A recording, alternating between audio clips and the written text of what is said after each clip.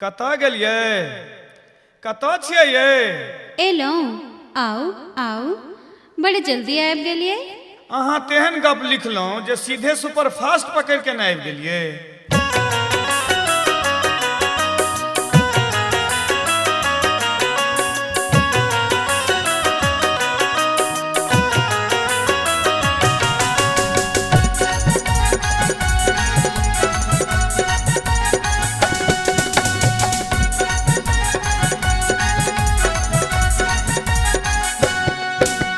लिखलहूँ चरण के दासी सजनी, लिखलहूँ चरण के दासी सजनी, पहिल पत्र के लास्ट में काज ताज सब छोड़ के एलहूँ सीधे सुपरफास्ट में।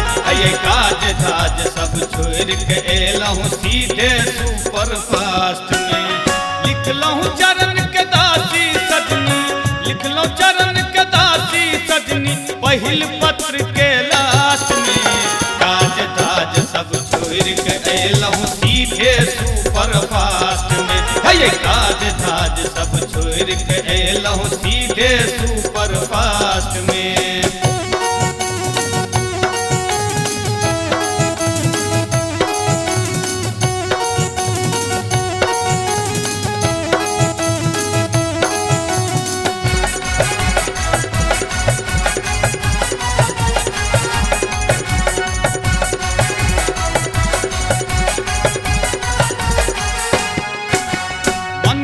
आस पुराबू सजनी, दिल के प्यास बुझाबू ने, शर्म सकोग के तैन तैन का सगरो रात बिताबू ने।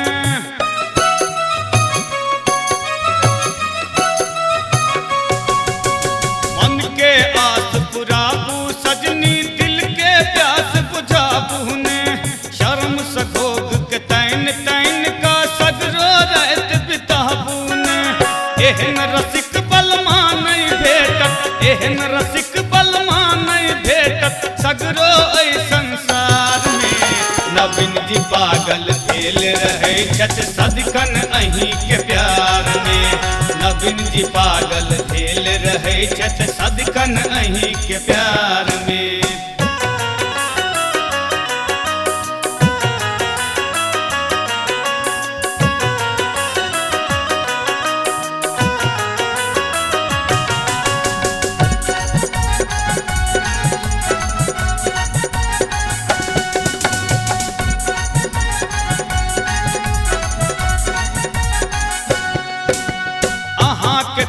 बुझाबू सजनी, दिल के रोग लगाबू ने, घर में डिबिया जैर रहल अच तक जल्दी में जाबू ने।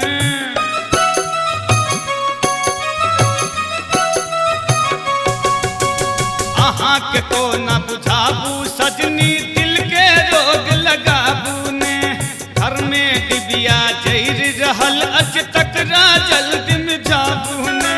दिलीप दरभंगिया हिसका पूछे, दिलीप दरभंगिया हिसका पूछे, बात करब की प्रात में। भोरे उठ कर चल जाब हम सीधे सुपरफास्ट में। ये भोरे उठ कर चल जाब हम सीधे सुपरफास्ट में। लिखलहूँ चरण के दासी सजनी, लिखलहूँ चरण के दासी सजनी, पहिल पत्र के लास्ट में काज धाज सब छोड़ के एलहूँ सीधे सुपरफास्ट में। ये काज धाज सब छोड़ के एलहूँ सीधे सुपरफास्ट में। ये काज धाज सब छोड़ के एलहूँ सीधे सुपरफास्ट में। ये काज धाज सब छोड़ के एलहूँ